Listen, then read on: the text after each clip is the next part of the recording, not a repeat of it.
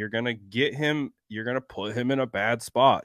This is going to lead to Trey getting hurt, seriously hurt. What happened? So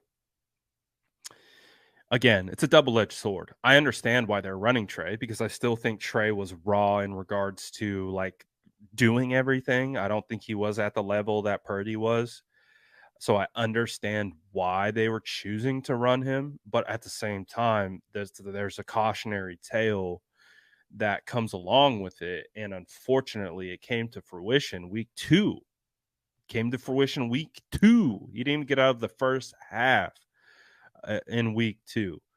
So I don't think Trey's a runner. I think he's more of a scrambler. Like, I think he's a guy you drop back in the pocket, and if it's not there, he can shake out and pick up some yards with his legs. Like, I think he's a guy you could run zone read with, and you can do the whole mesh point thing 3, 4, 5 times a game to keep defenses honest and play 11 on 11 football.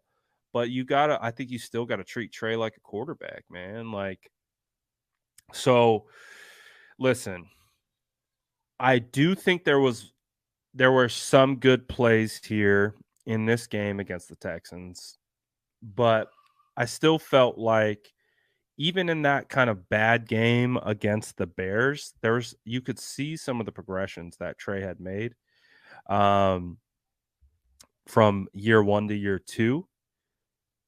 And I do think that Trey's just he's not a finished product yet. So that's why development is always hard, because I think a lot of people talk about Trey right now as if he should be a finished product because he was the number 3 overall pick, and a lot of capital went into going and get him.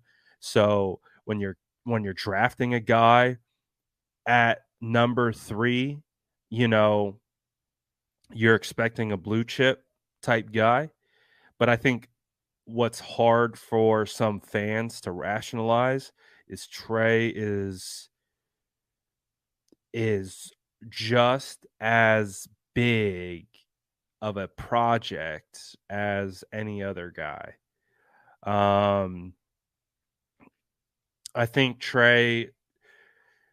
I still haven't seen Trey perform as well as he did in training camp. In training camp, year 1, I think Trey was lighting it up, dude. Trey was going crazy. He really was. Those weren't false reports. Trey was going ham. But he didn't get the job.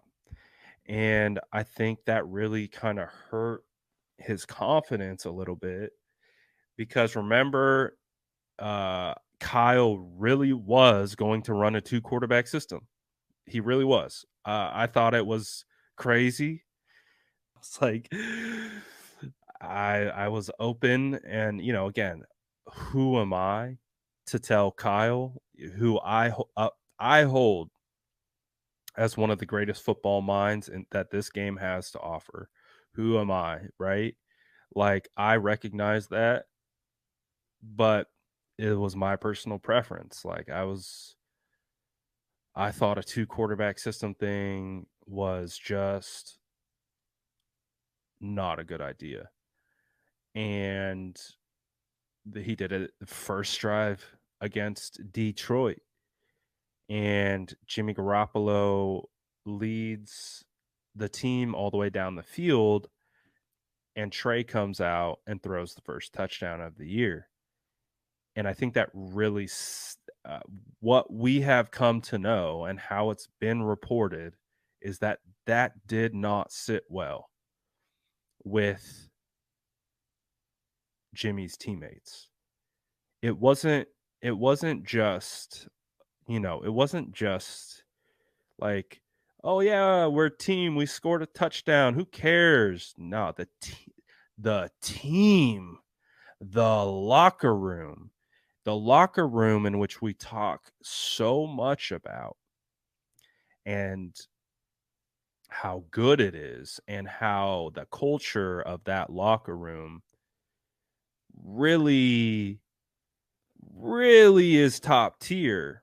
When that locker room is upset that Trey Lance scored the first touchdown of the year, how do you think Trey felt as a 21-year-old drafted number 3 overall?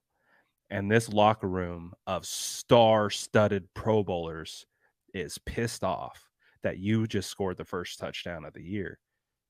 Not because anything you did, because your coach put you in that situation.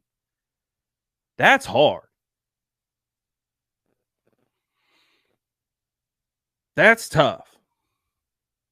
I think that is where a lot of the confidence issues stem from. I don't think it's the locker room's fault. I don't think it's Trey's fault because Trey didn't draft himself. Trey's not, you know what I mean? You know what I mean? I think you get what I'm talking about right now. I think you get what I'm talking about. Um, but nonetheless, Trey still has potential. He still can get it done. He still has tons of room to improve. But I still think right now that this is Brock's job. I still think it is, regardless of where Trey was drafted and the circumstances and the imperfect nature of what situation he's been in. Again, at the end of the day, I do think that has hurt Trey's development, but unfortunately for Trey, the NFL doesn't care if you don't develop under whatever circumstances. They need someone who's going to step on that field and do what you need to do to win. So I do think that this is a big year for Trey.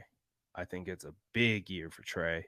I think it's a big year for Trey and the 49ers together.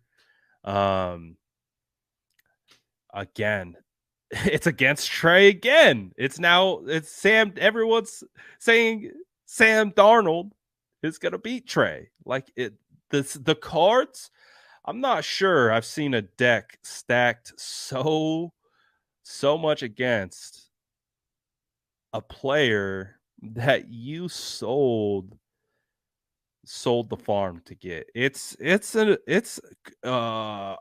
can't wait for the 30 for 30 on the San Francisco 49ers Kyle Shanahan era.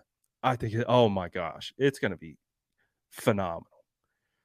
Kyle Shanahan needs a 30 for 30. When it's all said and done, I need to know the ins and the outs. I need to know the backstories. I need to know the drama. I need to know everything because there's crazy, man.